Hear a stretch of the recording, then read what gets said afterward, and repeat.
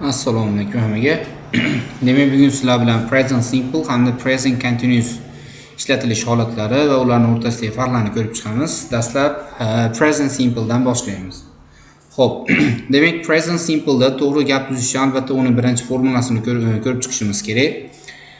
Demak, birinchi affirmative, ya'ni darak gap shakli, demak subject, undan keyin verb, undan keyin demak agar gapning egasi he, she, it, ya'ni uchinchi shaxsdagi birliklar bo'ladigan bo'lsa, biz asosiy fe'lga s, es, I, es qo'shimchalarini qo'shamiz. Misol uchun I work, men ishlayman.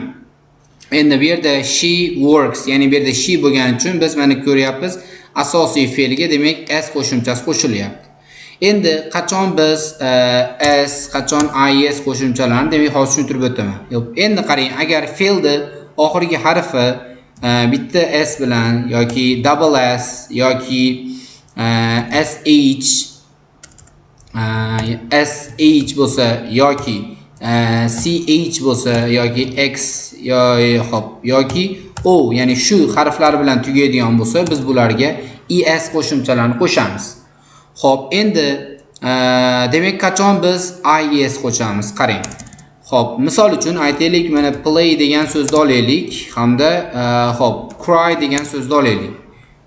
Mana ko'ryapmiz, ikkalasida ham xo'p, fe'limizning oxirgi harfi y harfi bilan tugayapti va bittasida mana play so'zida demak y dan oldin unli harf kelyapti. Cry so'zida y dan oldin undosh harf kelyapti. Xo'p, agar oxiri y harf bilan, ya'ni y harf bilan tugaydigan fe'l bo'lsa va o'sha y harfdan oldin unli kelsa, biz bunda faqat oddiy demak s qo'shimcha qo'shib ketaveramiz. Masalan, plays qilib. Agar misol uchun y harfdan oldin undosh keladigan bo'lsa, y harf tushib qoladi. Endi bu is bo'lib o'zgarib qoladi. Qanday bo'ladi endi? Cries bo'lib. Play ga bo'ladigan bo'lsa, plays bo'lib oddiy qo'shilaveradi. Y dan oldin unli kelsa oddiy s, y dan oldin undosh keladigan bo'lsa, is bo'ladi. Xo'p, endi buni inkor shakli, ya'ni negativ shaklida, demak subject, undan keyin do, does va unga not qo'shimcha va undan keyin fe'l. Xo'p, endi xo'p, yordamchi fe'l do, does ga not qo'shimcha qo'shish orqali inkor shakli yasaladi. Endi do bilamiz asosan ko'plikka, does ishlatiladi uchinchi shaxs birlik he, demak he, she, itlarga. Endi does kelgandan keyin biz asosiy fe'lga es qo'shimchalar qo'shilmaydi. Masalan, mana xo'p, I do not work, ya'ni men ishlamayman. Endi bu yerda mana she kelayotgani uchun does not work bo'lyapti. Mana bilyapmiz, does kelgani uchun asosiy fe'lga s qo'shilmayapti, work oddiy holatda kelyapti. Endi savol shaklida, demak yordamchi fe'limiz do, does egadan oldiga o'tib qoladi. Do, does, undan keyin subject plus verb. Xo'p, endi misol uchun mana do you work, ya'ni siz ishlaysizmi? Does she work, u ishlaydimi? Endi javob berayotganda ham misol uchun yes does bilan do yoki does bilan demak javob beramiz. Agar inkor bo'ladigan bo'lsa no, do bilan does ga not qo'shimcha qo'shish orqali demak javob beriladi. Xo'p, endi demak bu grammatik jihatdan to'g'ri tuzilishi. Endi present simple ishlatilish holatlarini ko'rib chiqamiz.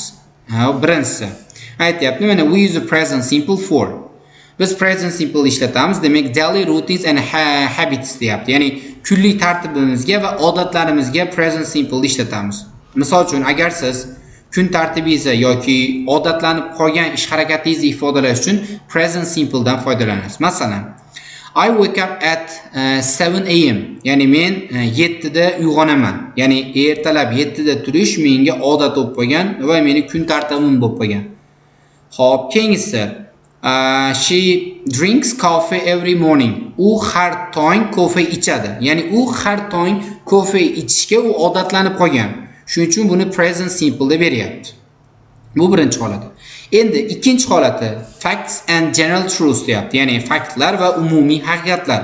Masalan, agar siz nimadir haqida fakt aytadigan bo'lsa yoki umumiy haqiqat, ya'ni o'zgarmas narsalar haqida gapiradigan bo'lsak, buni ham biz present simple da demak aytamiz. Masalan, water boils at 100 Celsius, ya'ni suv 100 gradusda qaynaydi. Ya'ni bunda endi misol uchun suv 100 gradusda qaynashi bu umumiy haqiqat bo'ladi. Shuning uchun bu ham present simple ga gapiriladi. Endi hop keyingisi he lives in Tashkent. Ya'ni u Toshkentda yashaydi. Demak, bu ham misol uchun bu ham fakt. Misol uchun kimdir haqida gapirayotganda, misol uchun aytishimiz mumkin, Bobur lives in Andijon. Bobur Andijonda yashaydi. Bu ham demak Bobur haqida fakt bo'layotgani uchun bu ham present simple deb ifodalanyapti. Hop, keyingisi permanent situations. Permanent situations degan demak doimiy holatlarga, misol uchun qanaqa doim bo'ladigan holatlarga. Aytaylik, mana I teach English, ya'ni men ingliz tilini o'qitaman, ya'ni men doim ingliz tilidan dars beraman. Hop, doimiy holat bo'lgani uchun bu demak present simple ga gapirilyapti. Keyingisida she works in a bank, ya'ni u bankda ishlaydi. Misol uchun u ma'lum bir vaqtdan beri ishlab kelyapti, doimiy bankda ishlayapti-da, shuning uchun uni present simple da berilyapti. Hop, keyingisi timetables and schedules deyapti. Demak, qarang. Bu holatda, oxirgi holatda timetablesda asosan vaqtlar bilan ishlanadi.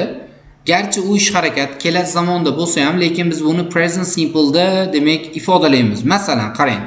The train leaves at 6 p.m. deyapti. Ya'ni, xo'p, poyezd obeddan keyin 6 da ketadi. Masalan, hozir shu gapni aytayotgan paytda, misol uchun 6 dan oldin bo'lishi mumkin, lekin uni biz present kelasi zamon haqida gapiryapmiz, lekin uni present simple da gapiramiz. Sababi, misol uchun bu timetable, ya'ni jadval bo'lgani uchun, misol uchun mana poyezdlarni ketib kelishi, nimanidir boshlanishi, tugashi, bu doim bitta paytda bo'lganligi uchun uni faqat present simple da ifodalaymiz. Keyingisi, the lesson starts at 9 deyapti. Dars soat 9 da boshlanadi. Demak, misol uchun dars doim 9 da boshlangani uchun bu ham present simple da ifodalanyapti. Demak, garchi u kelasi zamon haqida bo'lsa ham, biz uni present simple da demak ifodalaymiz. Xo'p, endi asosan mana common time expressions deyapti. Xo'p, asosan present simple ni ifodalaydigan vaqt so'zlar bor. Bular always, usually, often, sometimes, never, every day yoki on Mondays, ya'ni hafta kunlari ham keladi. Xo'p, bular asosan present simple da ishlatiladi va present simple dagi ish harakatni qanchada bir qilishni ham ifodalaydi. Shun bilan present simple'imiz xuddi shu 4 xil holatlarni ifodalaydi. Xo'p, endi keyingisi present continuous. Xo'p, present continuous'da ham birinchi formulasini ko'rib chiqamiz. Xo'p, affirmative shakli subject, undan keyin to be va verb ing, ya'ni bunda to be ya'ni am is are. Undan keyin asosiy fe'lga in, ya'ni ing qo'shimchasini qo'shamiz. Masalan, I am working, ya'ni men ishlayapman. She is working, u ishlayapti. Endi buni inkor qilish uchun demak subject, undan keyin to be va to be dan keyin not qo'shimcha qo'shiladi va asosiy fe'liga ing qo'shimchasi qo'shiladi. Endi buni misolini ko'radigan bo'lsak, I am not working, ya'ni men ishlamayapman. She is not working, u ishlamayapti. Endi savol qilish uchun yordamchi fe'l to be da egadan oldiga o'tkazib qo'yamiz. To be, undan keyin subject, undan keyin verb ing. Masalan, are you working? Siz ishlayapsizmi? Is she working? U ishlayaptimi? Xuddi shu shaklida yasaladi. Xo'p, endi present continuous'da ham bir necha holatlarni ifodalash uchun ishlatiladi. Present continuous ham hozirlardan ko'rib chiqamiz. Ulardan birinchisi actions happening now, ya'ni hozir sodir bo'layotgan ish harakat. Demak, qarang, agar siz nimanidir hozirgizda, ya'ni hozir gapirayotgan paytda sodir bo'layotgan bo'lsa va uni siz ifodalamoqchi bo'lsak, siz uni demak present continuous da ifodalaysiz. Masalan, I am reading a book now, ya'ni men hozir kitob o'qiyapman. Ya'ni bunda ish harakat aynan hozir bo'lyapti. Keyingisida she is talking on the phone, ya'ni u telefonda gaplashyapti. Misol uchun aytishingiz mumkin. Xo'p, aytaylik, mana where is your sister deb so'radi kimdir. Where is your sister? Ya'ni singlingiz qayerda deb so'rasa, aytyapsiz she is talking on the phone, ya'ni u telefonda gaplashyapti. Ya'ni qachon gaplashyapti? Hozir gaplashyapti. Shuning uchun demak hozir bo'layotgan ish harakatlar ham present continuous da ifodalanadi. Xo'p, ikkinchi holati demak temporary situations deyapti. Ya'ni bu temporary degani vaqtinchalik holatlar. Misol uchun, agar siz nimanidir vaqtincha bajaradigan bo'lsangiz, buni ifodalash uchun siz demak present continuous dan foydalanasiz. Endi buni tarjimasi qanday bo'ladi? Ya'ni qilib turibman, borib turibman, shunaqa ma'noni ifodalaydi. Masalan, Endi buni misol bilan ko'rib chiqamiz. I am staying with my cousin this week. Ya'ni bu hafta men jiyanim bilan turibman. Ya'ni bu aslida men har doim jiyanim bilan turmayman, lekin shu hafta vaqtinchalik jiyanim bilan yashab turibman degan mazmun kelib chiqyapti. Ikkinchisi, he is working in Samarkand these days. U shu kunlarda Samarqandda ishlayapti. Ya'ni qarang, u har doim o'zi Samarqandda ishlamaydi, lekin shu kunlarda Samarqandda ishi bo'lganligi uchun vaqtincha Samarqandda ishlayapti. Buni ifodalash uchun present continuousdan foydalanyapti. Xo'p, endi 3-holati changing or developing situations, ya'ni o'zgarayotgan yoki rivojlanayotgan holat. Masalan, agar nimadir, ya'ni bu holatda asosan ko'proq doktorlar ishlatiladi, ya'ni bemorlarga nisbatan, ya'ni bunda qanaqa holatni ifodalaydi? Ya'ni o'zgarayotgan holat. Misol uchun, aytaylik kasallarga aytadi, siz kundan kunga yaxshilanyapsiz yoki siz kundan kunga yomonlashyapsiz. Meni ingliz tilim kundan kunga rivojlanyapti deb o'quvchilar aytadi. Xuddi shu holatlarda ifodalash uchun biz present continuousdan foydalanamiz. Masalan, English is becoming more important. Ingliz tili muhim bo'lyapti. Ya'ni oldin uncha muhim bo'lmagan, asta-sekinlik bilan muhimlashib ketyapti. Ya'ni o'zgaryapti, rivojlanyapti. Shuning uchun bu holatni ifodalash uchun present continuousdan foydalanyapmiz. Keyingi holati. The weather is getting colder. Ya'ni ob-havo sovib ketyapti. Masalan, oldin havo issiq bo'lgan, endi kundan kunga, demak, havo sovib ketayotganligi uchun, demak, the weather is getting colder. Misol uchun aytaylik, day by day, ya'ni day by day degani kundan kunga degani, ya'ni the weather is getting colder day by day degani, ya'ni kundan kunga ob-havo sovib ketyapti. Ya'ni bunda o'zgarayotgan holatni ifodalayapti. Xo'p, endi oxirgi holati, demak, annoying repeated actions deyapti, ya'ni yoqimsiz takrorlanadigan ish harakat. Masalan, qarang, bu holatni ifodalash uchun biz always dan foydalanishimiz kerak bo'ladi. Ya'ni always o'zi aslida present simple da ifodalanadi. Bu faqat haligi doim bo'ladigan ish harakatni ifodalaydi. Lekin xo'p, always present continuous da ifodalanadigan bo'lsa, demak bu annoying, ya'ni jirkanch holatni ifodalaydi, ya'ni yoqimsiz holatni ifodalaydi. Masalan, bu qanaqa holatda ifodalanadi? Agar hozirgi zamonda sizga yoqmaydigan ish harakat doim sodir bo'layotgan bo'lsa, uni ifodalash uchun siz present continuousdan always bilan birga ifodalaysiz. Masalan, aytaylik mana. He is always coming late, ya'ni u har doim kech kelyapti.